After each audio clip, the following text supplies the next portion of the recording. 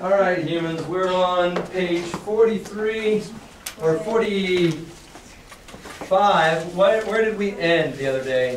What was our setting at the ending on Friday? Yeah. The apple barrel. We were in an apple barrel. Remember, that's a big crate about this big and about this tall, full of apples. They think of a cargo crate, not a little barrel. All right?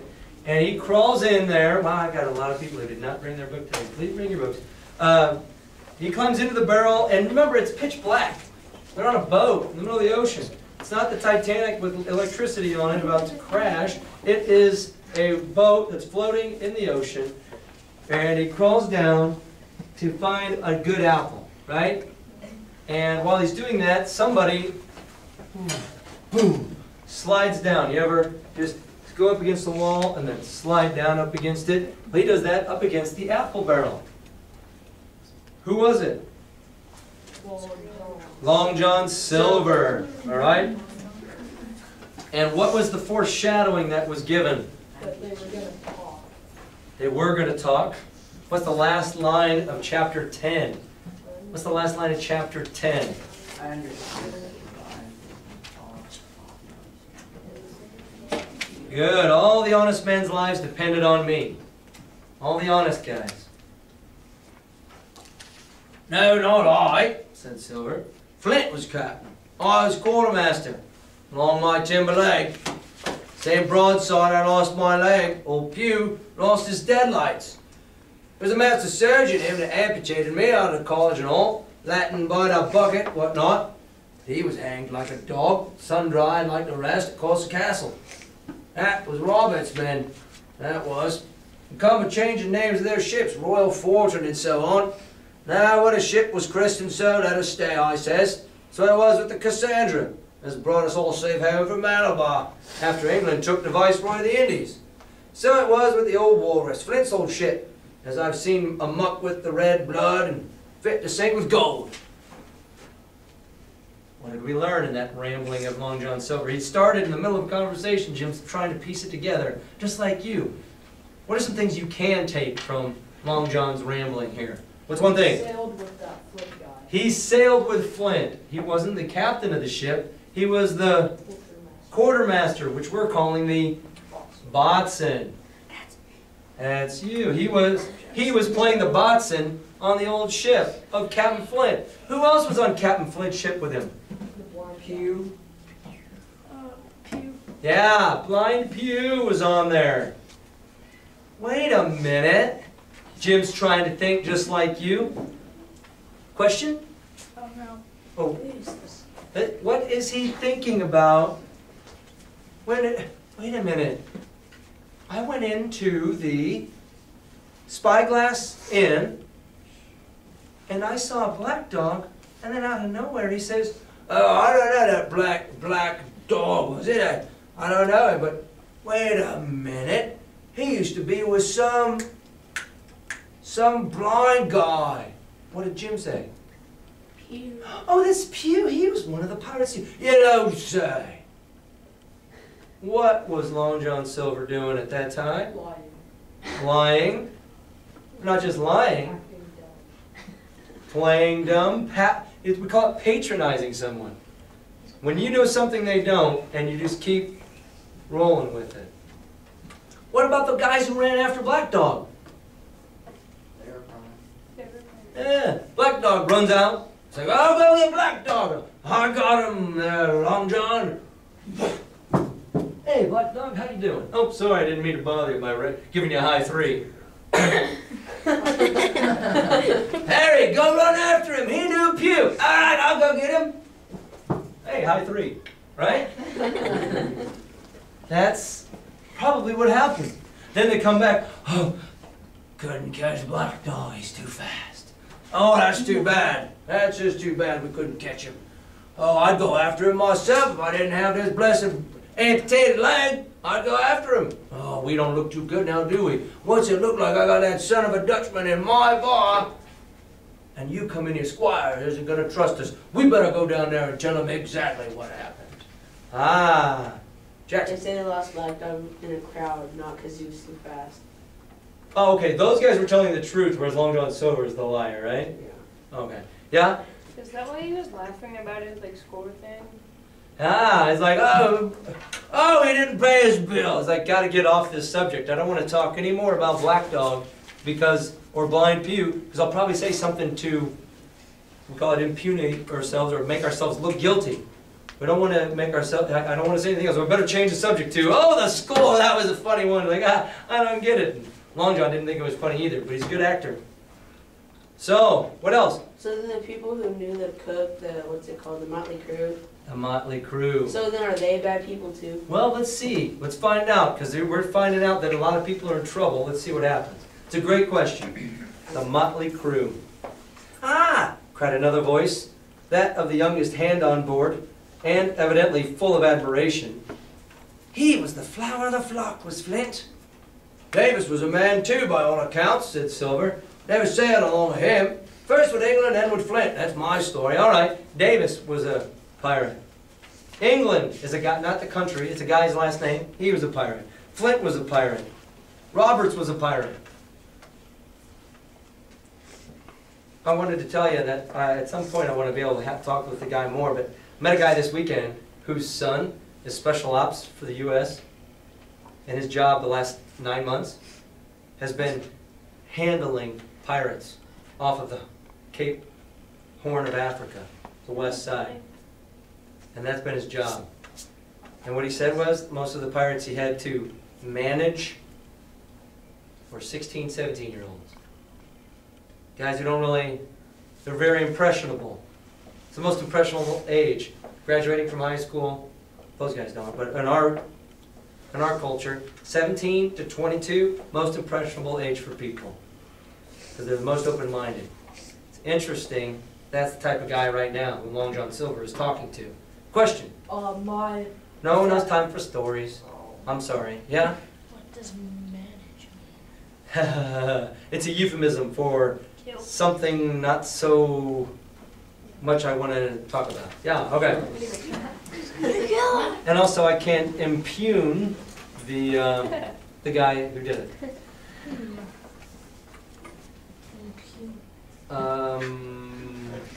So, Long John Silver talking with a young, impressionable hand or worker. I laid by 900 safe from England and 2,000 after Flint. That ain't bad for a man before the mast, all safe and back. Tain't at it now, it's saving, does it? You may lay to that. What is he talking about, 900 and 2,000? Maybe not dollars, but money, right? Probably about $50,000 in our terms. Making some good money. He's got some good money saved up just by working with England and working with Captain Flint. Saved up a good chunk of cash. It's not bad for a guy who's, all I'm doing is sailing, that I have that much money saved up. And then he says it's not, yeah, it ain't earning, but it's saving money. Where's all of England's men now? I don't know. Where's Flint's? Why, most of them aboard here and glad to get the duff. What'd he say? Where's Flint's men? On the ship. Almost all of them are on board. That's right, Jackson. The Motley Crue was Flint's I knew crew. it. Bad. Oh, let's think about back to that letter that Squire Trelawney wrote. I could not find a crew for the life of me, but then I ran into this great guy who could be my sea cook. And he said, oh, these aren't the very good swabs you want. Oh, no, I've got a bunch of guys who could help you out. Oh, the cook had a group of guys that could help. Oh, you don't want that guy. That guy's terrible. Hey, that guy doesn't know what he's doing. I got a better guy for that job. Ah. Long John took Squire and said, oh, here, I'll make you a puppet. This is a really good guy here. This is who I want you to take. And all he did was filter out good guys and brought in Flint's crew. Yeah? What was I going to say? I don't know. So the Motley Crue was like really bad, like it was a bad The decision. Motley Crue was a bad They're just choice. gonna take all the shit. God. We got I'm sorry to tell you, but most of your crews are destined for destruction. I'm in Motley Crue. Yeah, What about the first crew? Mutiny. You can't just get rid of our crew. No. Yeah, because you didn't have enough money, didn't you? You have no money. Here. All right. No. Why, most of them aboard here are glad to get to Duff. Been begging before that, some of them. Like a lot of them been begging for money, like homeless. Old Pew has lost his sight. Might have thought the same. Spends £1,200 a year like a poor parliament. It's like, oh man, the poor guy. If he was living high on the hog, he was spending $40,000 a year. He had so much money, and what is he doing? What was he doing after that? Where is he now? Well, he's dead now and under the hatches, but for 2 years before that, shiver my timbers, the man was starving. He begged, he stole, he cut throats, and starved at that, by their powers. He was living high on the hog, they say. He had tons of money, but he didn't know how to save it. He would just spend, then he had to kill to get money for the last 2 years of his life. Then get a sniff of Flint's treasure map again, go find Billy Bones, and he ends up dead. Oh. Well, it ain't much use after all, said the young seaman. "'Tain't much use for fools, you may lay to it. That or nothing," cried Terra. "But now you look here. You're young, you are, but you're smart as paint. I see that when I set my eyes on you, and I'll talk to you like a man." Is he calling him smart or what? He's like, "I'll talk to you like a man because you're smart as paint." You're smart, but you're stupid. What? Huh? You never really know what maybe there's something you're stupid, or maybe you're not really experienced. Thing is he talks to people in a way you never really know how Long John Silver's gonna. That's the way I like to say it. I have an idea in my head of what he's trying to say, but I like you to realize that maybe you could be swayed a little bit by Long John Silver and how quick he is with his tongue. Now, had we heard that before? Yeah. Who heard that before? I did. Jim. How did it make Jim feel? Stupid. No. Smart. Oh, like Made Jim feel like, oh yeah, I'm great. This is awesome. But how's Jim gonna feel when he hears, hey, he's calling that other guy smart as paint too, and not.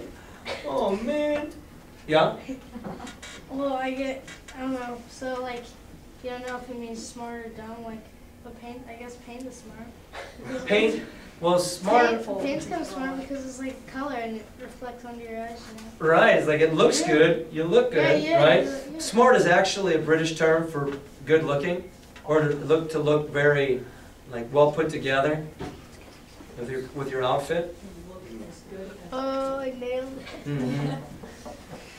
You may imagine how I felt when I heard this abominable old rogue addressing another in the very same words of flattery as he used to myself.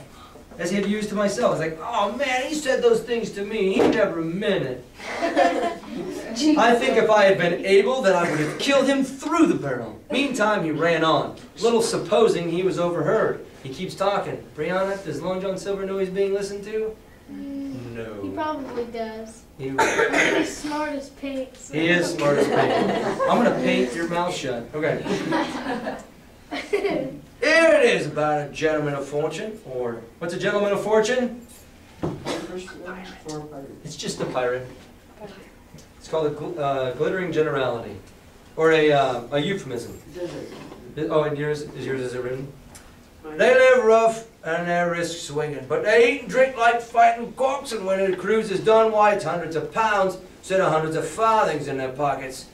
Now the most goes for rum and a good fling, and to see it get in their shirts. Like they get all this money and they just blow it on partying. That's what they do. But that's not the course I lay. I puts it all away. Some here, some there, none too much anyways, by reason of suspicion. He likes to, diversify his portfolio, if you will. But they ask your parents about diversifying their portfolio, and they'll agree with you. Yeah, you don't want to put it all in one place. So he's like, hey, these guys waste their money. Look at me. I save my money. I do what I'm supposed to with my money, and that's why I'm still here. I'm 50, mark you. Once back from this cruise, I set up gentlemen in earnest. Time enough too, says you. Ah, but I've lived easy in the meantime. Never denied myself of nothing heart desires. Slept soft and ate dainty all my days but when at sea. And how did I begin? Before the mast, like you. Like, hey, Look, I made it. I'm 50. I started off just like you. Young 17-year-old, don't have a lot of options. You're stuck on a ship. If you do what I say, you could have a good life doing this. Well, said the other, but all the other money's gone now, ain't it? You daren't show your face in Bristol after all this. Hey, man, all your money's in banks. You're done. You can't go back to Bristol. Everybody will know that you're a pirate. At Bristol and Banks. Oh, wait. Why, where might you suppose it was? Said Silver derisively.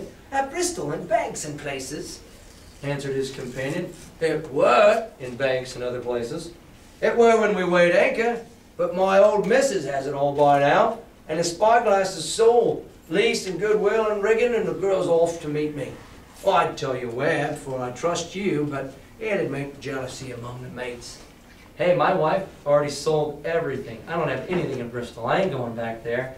I have cut ties, sold everything, and I'm going to meet her somewhere. And I trust you, I tell you, but I haven't told anybody else, and so I don't want them to be jealous. Because you're trustworthy. Didn't just, you know, we could tell someone else. And can you trust your missus? Asked the other. Gentlemen of fortune, returned the cook, usually trust little among themselves. And what they are, you may lay to it. But I have a way with me, I have. When a mate brings a slip on his cable, one as knows me, I mean, it won't be in the same world with old John. There was some that was feared of Pew, some that was feared of Flint, but Flint his own self was feared of me. Feared he was and proud. There was the roughest crew afloat was Flint's. The devil himself would have been feared to go to sea with them. He says, nobody slipped the cable means to trick. It's like, nobody would try and trick me because I'm faster and quicker than everybody else.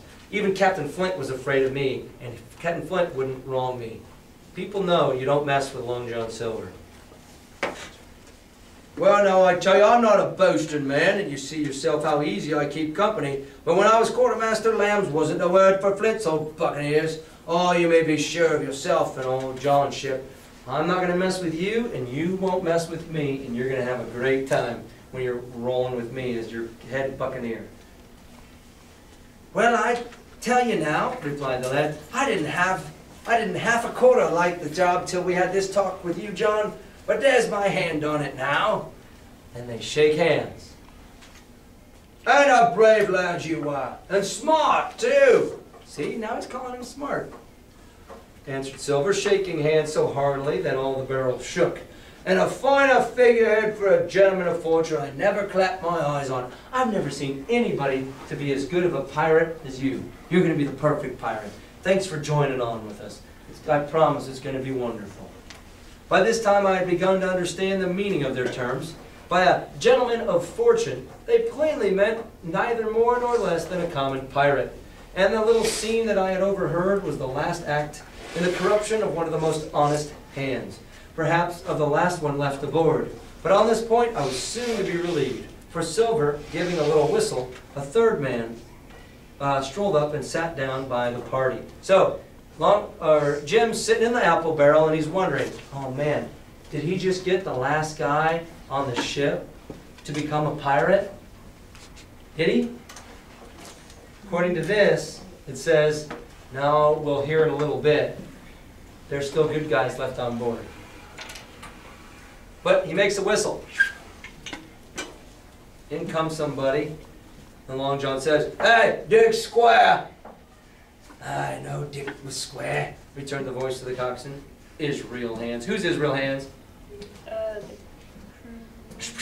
Who else? You're the coxswain?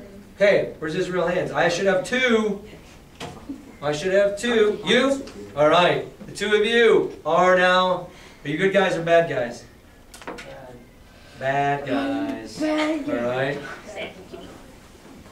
He's no fool, Dick. And he turned his quid and spat. But look here. Here's what I want to know, Barbecue. Who's Barbecue? Long John Silver is the barbecue. How long we gonna stand off and on like this, like a blessed bumbo? I've had enough of Captain Smollett. He's hazed me long enough, by thunder. I don't want to go into that cabin, I do. I want that pickles and wines and that. We've got Israel Hands walking in. He's like, okay, how much longer do we have to do this? How much longer are we going to wait for? What are we gonna do? I wanna eat the pickles. He really does want pickles. They've got all the nice finer foods in there, all the wine.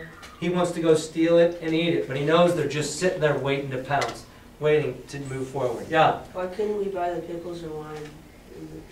what? Why couldn't we buy the pickles or wine? Because it would have been confusing. Well, why do I need pickles? It's just the fine wine stuff. That's the stuff that Squire Trelawney brought along, Okay. and Dr. Livesey. We bought rum. We don't need to buy wine. This is all from Dr. Livesey's stash. Israel, your head ain't much account, or never was.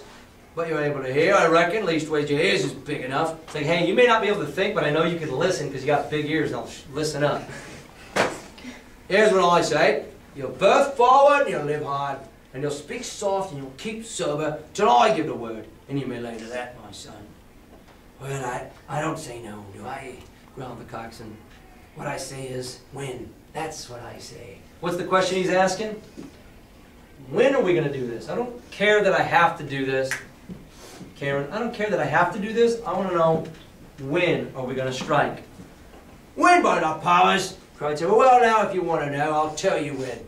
The last moment I can manage. That's when.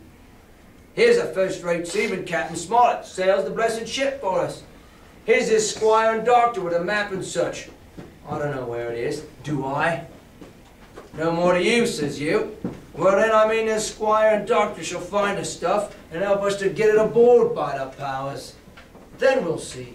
If I was sure of all of you sons of double Dutchmen, I'd have Captain Smollett navigate us halfway back again before I struck. What's his problem? Why doesn't he just kill them all right now? Yeah. Because he wants them to do the work for him. He wants to have them work. That's reason number one. Hey, use everybody we can. That's the less work we all have to do. What else? Who wants them to find the treasure for? Yeah, they've got the they've got the actual map. We can't do anything until they show us where it's at. And what's the third reason he doesn't act right now?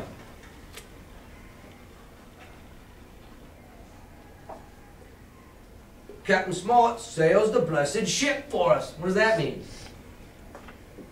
Yeah. Means that he's the one sailing it. Yeah. But what? Here's Israel Hand. He's like, hey, he's the one who's sailing it for us. Israel Hand says this. Or no, the new guy says, what? Why, we're all seamen aboard here, I should think, says the lad Dick. We're all forecastle you mean, snaps Silver. We can steer, of course, but who's just sat one? We don't know how to do it. Who was the guy who could do it? Captain Smollett and Sploosh. Arrow. Arrow was the one who could drive the ship. Was he a pirate? We'll never know, but it sure seems like they don't have anybody who knows the way home. They don't know the way home.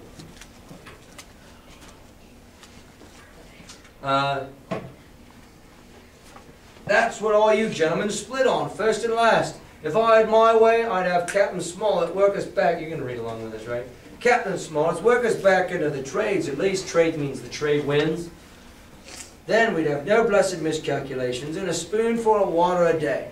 But I know the sort you are. I'll finish with them at the island as soon as the blunt's on board.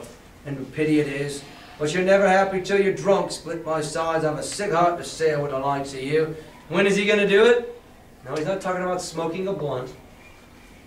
He's talking about the blunt as in the treasure. So if you know that blunt means treasure, as soon as the treasure is on board, that's when we'll strike. As soon as the treasure is on board, and that's when we will strike. What's his problem? You guys all want to have a party. You won't be able to wait long enough. Because you guys are so impatient, it forces me to strike when we have all the treasure on board. Easy, Long John. Who's across from you? Why, how many tall ships, think you now, have I seen laid aboard? And how many brisk lads drying in the sun at execution dock? How many ships have I been on? 1 billion. And then I've been with pirates, some of the major ones. And you know what? I've seen a lot of guys get hung. Seen a lot of guys die. And for all the same, hurry, hurry, hurry. For the same reason. Hurry up, when can we get it? When can we get it? When can we get it? Living in the moment rather than thinking about the long term. And what happened to them? They all got hung. You hear me? I seen a thing or two at sea, I have. If you would only lay your course and point to windward, you'd ride in carriages, you would. But not you, I know you. You'll have your mouth full of rum tomorrow and go hang. You're going to get yourself hung because you want to have your party and your drinking right now. Everybody knowed you was the kind of chaplain, John. But there's others that can hand and steer as well as you. They liked a bit of fun, they did. They wasn't so high and dry nohow, but took their fling like jolly companions, everyone. Think, hey, not everybody's as laid back and conservative as you, right? There were some guys in our group, they really had fun, and they got the job done of being a pirate. So, well, and where are they now? Pugh was that sort. He's died a beggar man. Flint was. He died of rum at the Savannah. Oh, there was a sweet crew they was, only where are they? Yeah, they were really great guys. And what happened? They're all dead. Why don't you follow me? I'm the one who's alive. But, asked Dick, when do we lay them athwart? What are we to do with them anyhow? Yeah, what are we going to do? Despite, well, it doesn't matter when we do it, what are we going to do? Oh, there's a man for me, cried the cook admiringly. That's what I call business. Well, what would you think? Put 'em ashore like maroons? That'd have been England's way. Or cut 'em down like that much pork? That'd have been Flint's or Billy Bones's. We can either leave 'em on the island or we can kill 'em right there. England, the Captain England, he would have left him on the island. Billy Bones and Flint, kill 'em. Billy was the man for that, said Israel. Dead men don't bite, says he. Well, he's dead himself. He knows the long and short on it now. And if ever a rough hand come to port, it was Billy. Right you are, said Silver, rough and ready. But mark you here, I'm an easy man. I'm quite the gentleman, says you. But this time it's serious. Duty is duty, mates. I give my vote. Death. When I'm in Parliament and riding my coach, I don't want none of these sea lawyers in the cabinet coming home and looked for like the devil at prayers. Wait is what I say, but when the time comes, why let her rip? What's Long John say they're going to do? Kill 'em. Everybody's dead as soon as we have the treasure on board. John, you're the man. You say so, Israel, when you see, said Silver. Only one thing I claim Trelawney. I'll wring his head off his calf's head off his body with these hands. What's he saying? You guys can kill anybody you want. I get the joy of killing Squire Trelawney. What's that mean about Squire? Dun, dun, dun. Hey, Dick! He had to break it up. You just jump up like a sweet lad. Get me an apple. Wanna wet my pipe like that? Whoa, wait a minute. Where's he going? Oh no. Uh-oh. He wants an apple. Who's in the apples? Jimmy Jane. You may fancy the terror I was in. I should have leaped out and run for it if I had found the strength, but my limbs and heart alike misgave me. I heard Dick. He began to rise, and then someone seemingly stopped him. And the voice of Hans exclaimed, "Oh, stow that! Don't get a sucking off that bilge, John. Let's have a go at a rum.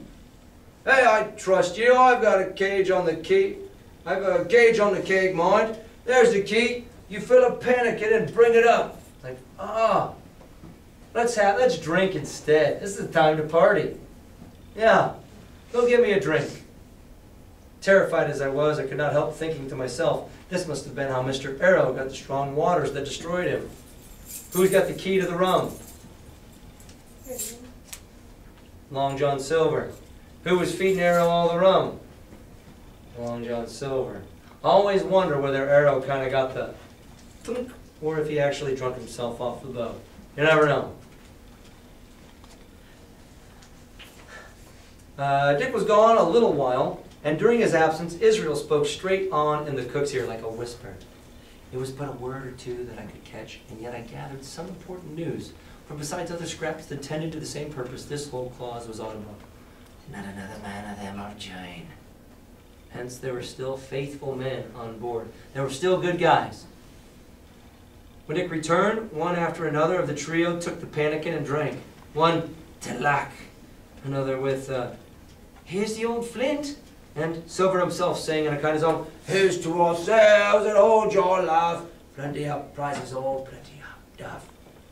Just then a sort of brightness fell upon me in the barrel, and looking up I found the moon had risen, and was silvering the mizzen top, and shining white on the luff of the foresail.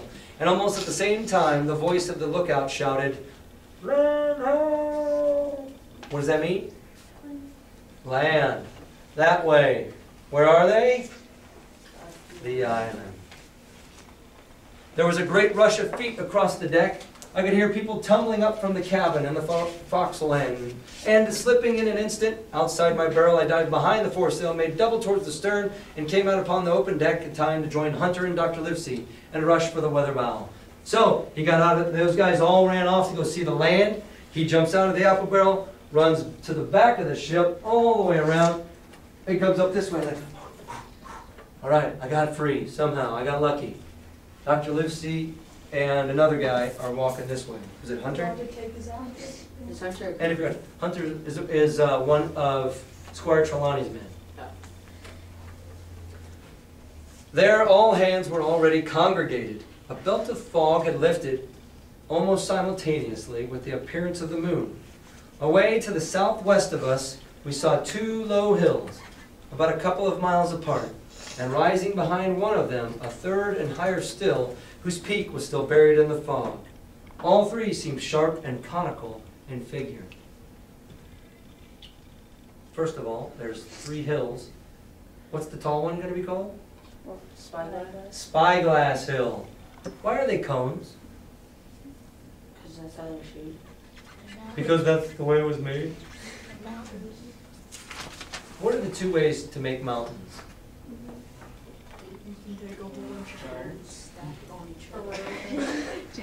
Yeah, I guess, I mean, you could erode something out of granite.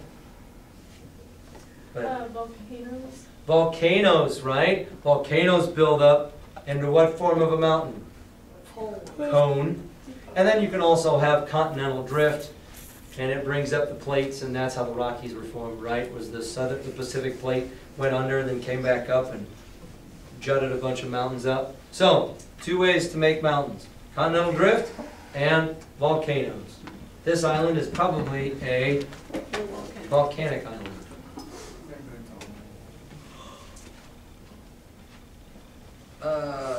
So much I saw almost in a dream, for I had not yet recovered from my horrid fear of a minute or two before. And then I heard the voice of Captain Smollett issuing orders. The Hispaniola was laid a couple of points nearer the wind, and now sailed a course that would just clear the island on the east.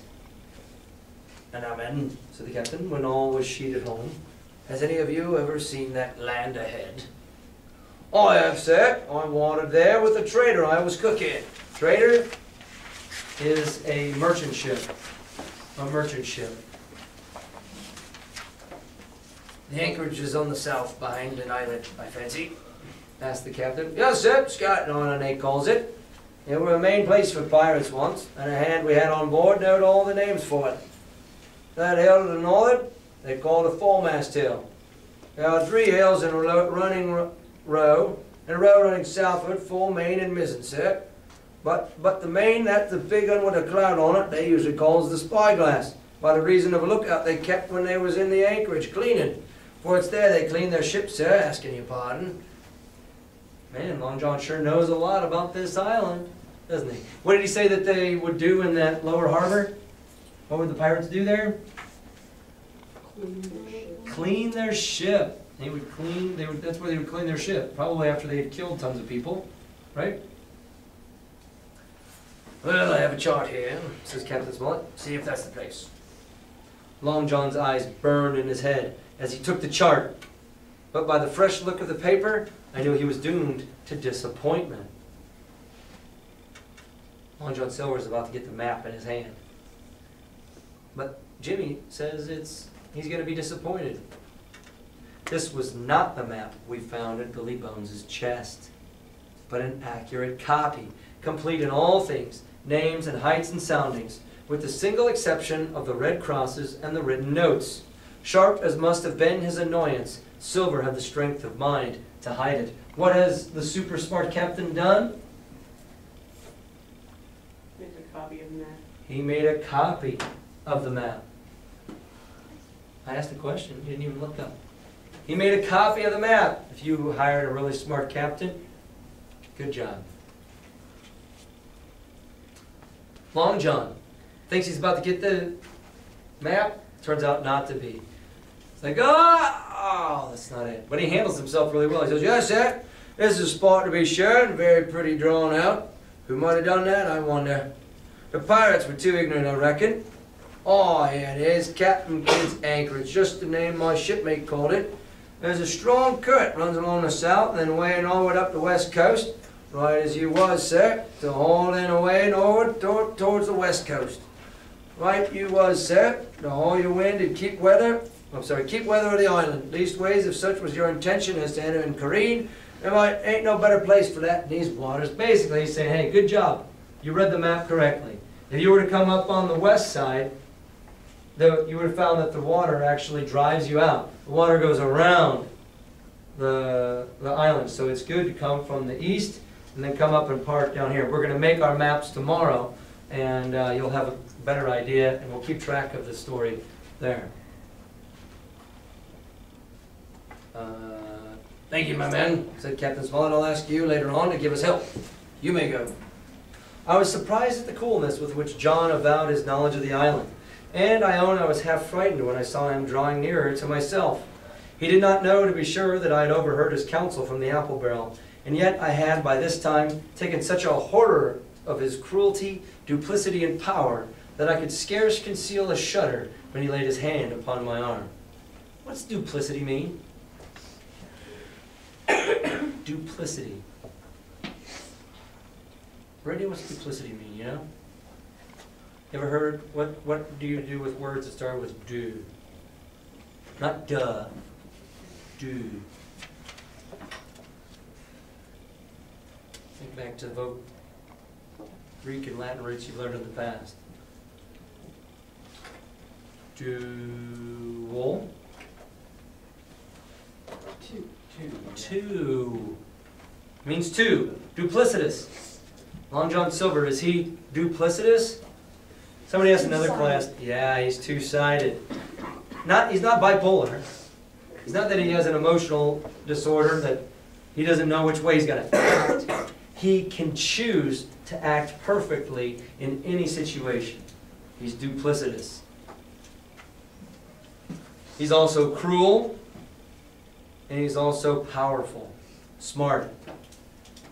And I was like freaking out, like, oh, you just said you were going to kill me. Oh, hi, Long John, how you doing? Oh, here's a sweet spot of land, this island. Sweet spot for a lad to go ashore on. You'll bathe, you'll climb trees, you'll hunt goats, you will. You'll get aloft on them hills like a goat yourself. Why, it makes me young again. I was going to forget my timber leg, I was. It's a pleasant thing to be young and have 10 toes, you may know that. When you want to go do a bit of exploring, you just ask old John and he'll put up a snack for you to take along.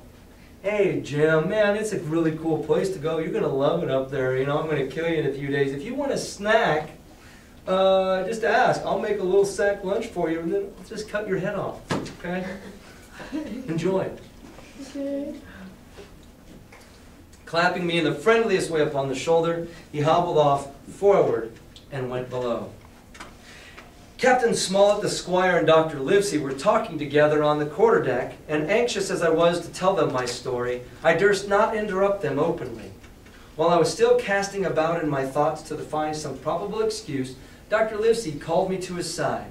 He had left his pipe below, and being a slave to tobacco, it meant that I should fetch it. He's an addict to smoking, right? But as soon as I was near enough to speak and not to be overheard, I broke out immediately. Doctor, let me speak.